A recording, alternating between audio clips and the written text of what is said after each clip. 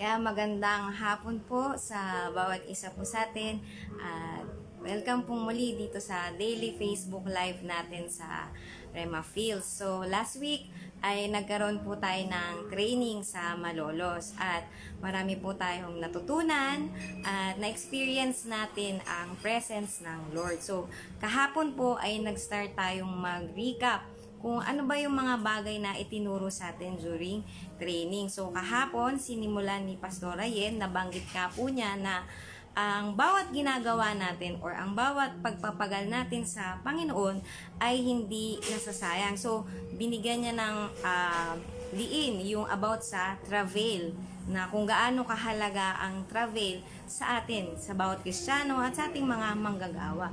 At ngayon po, balikan din natin yung isa pa sa itinuro din sa atin. Ito po yung pinaka-theme ng ating training last week. So, dito sa Isaiah 59 verse 19, ang sabi niya po rito, "So shall they fear the name of the Lord from the west, and His glory from the rising of the sun. When the enemy comes in like a flood, the Spirit of the Lord will lift up a standard against him." So dito na-share po sa atin ni Pastor Boy na ang tinutukoy niya dito na flood ay hindi ang kaaway, kundi yung flood ay sabi nga na-contain. Ito ay tumutukoy sa ilog. So binabanggit po dito sa atin na every time na ang kaaway ay tayo ay aatakihin niya, ang pamilya natin or sabihin po natin ay magkakaroon ng hindi magandang pangyayari sa bansa natin or krimen or sabihin natin kung anumang mga balakid ng kaaway.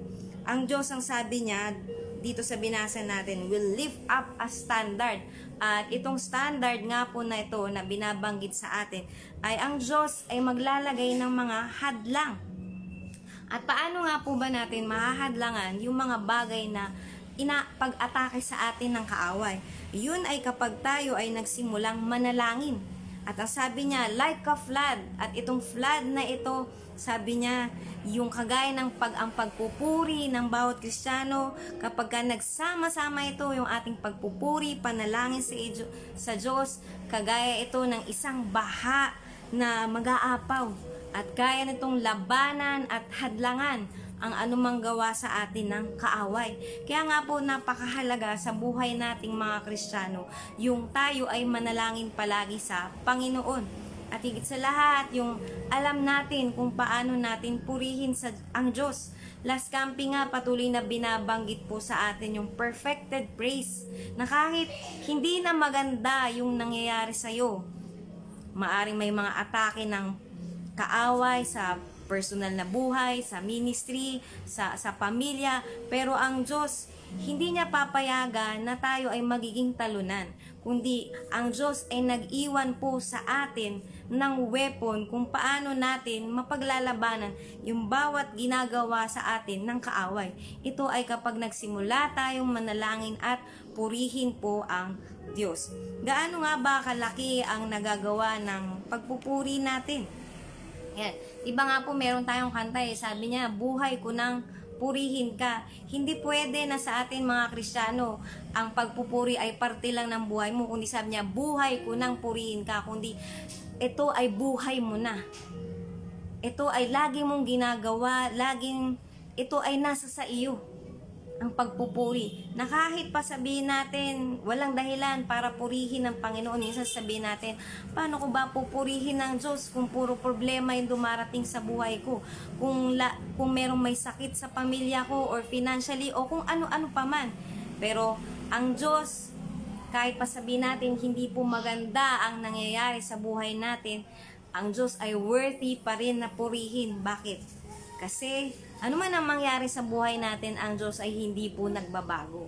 Naalala ko po nung hindi pa po ako nagwo-worker, kabataan pa lang po ako nun sa Manila. Laging tinatanong ni Pastor Boy sa amin, ano ba ang kaibahan ng praise and worship? Yan, madalas sasabihin natin, pag praise, ito yung masaya. Kapag worship, ito yung malungkot or solemn. Pero naalala ko, ang sabi ni Pastor Boy noon, kapag sinabi mong praise, pinupuri mo ang Diyos, Kasi pinupuri mo siya dahil may magandang nangyari sa'yo. Or sabihin natin, naranasan mo yung kabutihan at pagpapala ng Diyos. Kagaya halimbawa, sabihin natin, nakapasa ka sa board exam, or sabihin natin, nakatanggap ka ng regalo na matagal mo nang minimithi. Yan, pinupuri mo ang Diyos. Ngayon, ano naman ang kaibahan ng worship?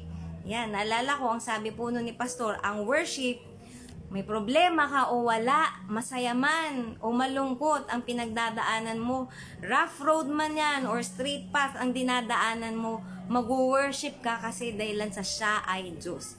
At itong training nga, in-emphasize po sa atin ni Pastor Boy, ano ang kayang gawin ng ating pagpupuri, pagsamba natin sa Diyos. Ito ay kaya niyang hadlangan ng bawat gawa ng kaaway sa buhay po natin. Ang kaaway hanggat nabubuhay po tayo, hindi yan titigil na atakihin tayo. Minsan, hindi lang ikaw yung laging personal na aatakihin ng kaaway. Anything na mahalaga sa'yo. Kahit nga po, mga aso, dahil mahalaga yan sa'yo. Minsan, kausap ko po yung mga kasama nating pastor na mga nag-aalagang aso. Minsan, inisip namin, itong aso natin, inaatake ng kaaway. Bakit? Kasi mahalaga sa'yo.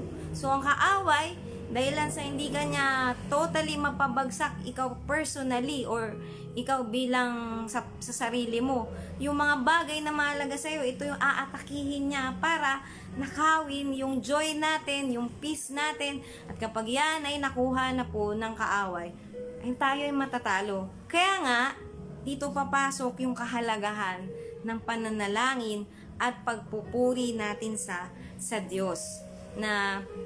Naalala nyo po nitong last training, inabot tayo ng 9 hours. Tuloy-tuloy na service. May kasamang travel, may kasamang worship na, alam nyo po habang nagsuservice po tayo noon, sabi ko napakabanayad ng pakiramdam na para kang hinihili. And at the same time, may mararamdaman ka ring travel na may mga bagay na kailangan mong ipanalangin. At tayo ay inuudyukan ng Diyos na manalangin para ang anumang mga pag-atake sa atin ay masolusyonan natin. Alam niyo po, kagaya po dito sa simbahan po natin, yung isa nga pong gift na pinagkaloob sa atin ay yung speaking in tongues. At kasama po dyan ay ma-identify mo kung ano yung nararamdaman or nangyayari dun sa taong pinagpe-pray mo o yung taong nasa isip mo. Kung minsan, 'di ba po, mararamdaman natin na parang maiisip mo, parang bakit kailangan kong biglang mag-pray? May ginagawa ka, busy ka, pero dun sa loob mo may udyok na kailangan mong manalangin. Naalala ko po noon, nasa malayong lugar po ako noon, nakadestino po ako noon. Sabi kong ganun, bakit kaya ako hinihingal, naninikip yung dibdib ko? Yan, kumbaga Tuesday, nag-start po yun. At kina Thursday, nalaman ko po na yung tatay ko ay kailangan pasukan ng tubo dahil hirap na siyang huminga. At doon ko po na-realize na sabi ko, kaya pala, mga ilang araw yun, ay nararamdaman ko yung nahirapan akong huminga. So, tayo ay tinutulungan ng Diyos, ginaguide niya po tayo kung ano yung dapat nating ipanalangin. Nang sa ganun, ay makagawa po tayo agad ng aksyon para mahadlangan ang bawat pakikialam sa atin ng kaaway. Ang Diyos ay napaka-advance niyang mag-isip at advance din ang pagbibigay niya ng warning sa atin. Kaya nga po ang Lord, bibigyan niya tayo ng warning para hindi natin masabi na, Lord, ba't nangyari yun? Na hindi natin pwedeng sisihin ng Diyos sa mga hindi magandang nangyayari sa atin. Kasi ang Diyos ay nagmamalasakit. Ang Diyos, sasabihin niya sa atin kung ano yung mga bagay na pwedeng mangyari para hindi tayo masurpresa. At alam niyo po, napakaganda nga na muling ni-remind sa atin itong training gaano kahalaga ang pananalangin natin. Yung pananalangin na may kasamang travel, na hindi ka lang nag-speaking in tongues, kundi iniluluhod mo sa panalangin, na iniiyak natin sa panalangin yung mga mahal natin sa buhay or ano yung mga nangyayari sa atin. Ulitin ko po, ang Diyos ay nagmamalasakit sa atin. Kaya naman nagbibigay siya ng warning sa atin.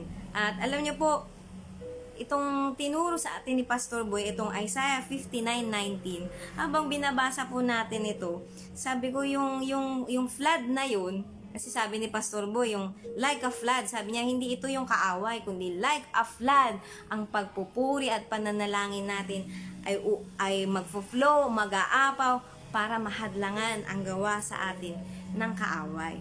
At yan, tayo po ang gusto ng Diyos sa buhay natin, tayo po ay magtagumpay. Bakit? Kasi tinawag tayo ng Diyos higit pa sa mananagumpay. Bakit?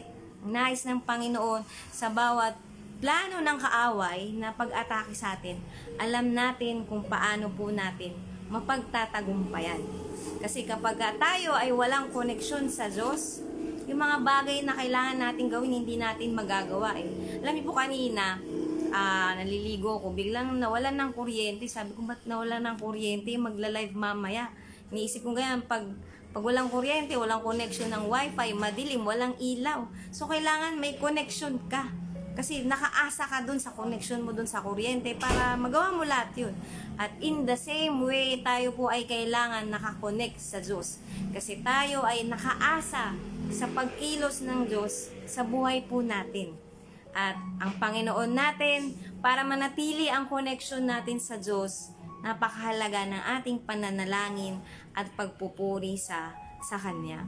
At naniwala po ako, itong last training na to, kahit sa mga nanonood po noon sa FB Live, ay kinausap tayo ng Panginoon. Naalala ko nga po, during naglelehan si Pastor Boy noon, alam niyo po, pagka-lehan niya ganun, pagtanggal niya nung kamay niya, nasabi ko, buti na lang nakaupo ako kasi nung pagkaalis si Pastor Boy nung kamay niya doon sa akin, yung aking mga binti at pa, sabi ko parang nanghihina, nawalan ng lakas. Nasabi ko siguro kung hindi ako nakaupo ay baka na-slain na ako.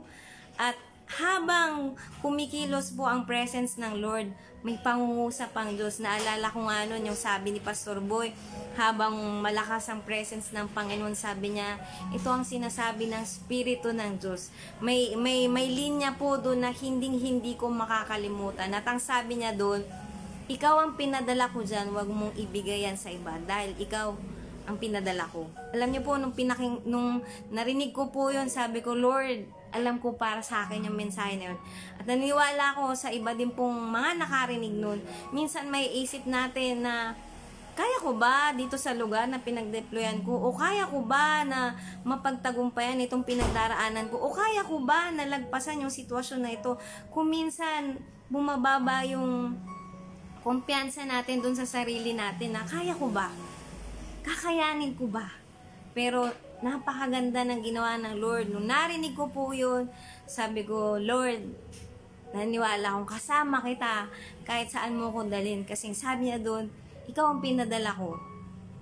Na tayong lahat, pinapadala tayo ng Diyos sa kung saan man tayong lugar, maaring sa eskwelahan man, sa trabaho man, o kung saan mang mga probinsya tayo nakadeploy, o kung saan man tayo pinapadala ng Diyos. Ang pangako niya, ikaw ang pinadala niya dyan. Bakit? Dahil nandun ang pagtitiwala ng Diyos sa atin na kakayanin natin. Kasi tayo ay hindi nakaasa sa sarili po nating lakas. Tayo ay nakaasa sa kapangyarihan ng Diyos. Kaya nga, napakaganda na tayo ay manatiling nakakonekta sa Lord. At muli po, bibigyan ko po ng diin itong pagpupuri natin sa Lord. Na naalala ko, isa pa, sabi dati ni Pastor Boy, sa pagpupuri mo sa Panginoon, sa pagsamba mo sa Kanya, ikaw ang nagmi-minister sa Panginoon. Bakit? Kasi binibigyan natin ng kaluguran ang Diyos. Kaya nga sa bawat isa po sa atin, ang pananalangin at pagpupuri natin, hindi ito parte ng buhay natin, kundi ito mismo ang buhay natin na kapag ito ay nawala, ang life support sa atin, mawawala na rin. Kagaya po niyan sa mga ospital, may kita natin na kapag yung mga tao na sabihin natin na nilalagyan ng mga tubes na kumbaga ang bumubuhay na lang sa kanila yung aparato na kapag yun ay pinutol, maging yung buhay nila ay mapuputol din. At sa atin, kapag naputol yung life support na meron tayo sa Panginoon, matatapos din ang buhay natin. Or hindi lang literal na matatapos, kundi yung pag-atake ng kaaway sa atin, ay ganun na lang. Pero ulitin ko po, mapalad tayo dahil ang Diyos ay patuloy na nangungusap sa atin. Patuloy na nagbibigay ng warning at patuloy na pinapaalala sa atin kung ano yung kahalagahan ng pagpupuri natin sa Panginoon at yung pananalangin natin sa Panginoon. At yan po, salamat sa Lord kasi nitong training na to ay kinausap niya tayo. Naranasan natin ang presensya ng Diyos. At naniwala ko sa training po na yan ay chinarge tayo. Na-charge tayong muli para makapagpatuloy tayo sa panibagong taon na darating sa atin. Na itong dumating sa atin ngayon. At sa bawat isa po sa atin, i-maintain natin yung connection natin sa Diyos. Amen po. Ayan, sige po. Tayo pong muli ay manalangin. Tayo. Panginoon, salamat po sa hapong ito na kami ay pinalahanan mo kung gaano kahalaga yung pagsamba at pananalangin namin sa iyo, Panginoon. Na Lord, ito na yung buhay namin, Panginoon. Hayaan mo manatili kaming nakakonekta sa iyo. Salamat, Lord, sa mga pangungusap mo, sa patuloy na revelation mo sa amin. At Lord, patuloy ka pang mangusap sa buhay namin. Pinupuri ka namin, pinapasalamatan sa pangalan ng Panginoong Jesus. Amen. So muli po, maraming salamat po sa inyong pagsubaybay sa ating Rema Fields. God bless po sa bawat isa po sa atin. Ingat po tayo.